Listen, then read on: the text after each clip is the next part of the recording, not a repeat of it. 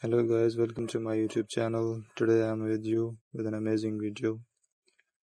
If you're facing a LinkedIn problem that your CAPTCHA has no response or invalid code, then follow my few steps and settings to fix this problem. First of all, you have to make sure you have a proper internet connection. If you're connected to Wi-Fi, then forget the network and connect again.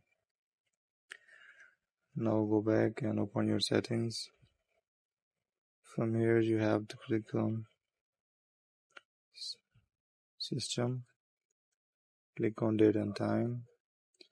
Make sure it will select on Set automatically.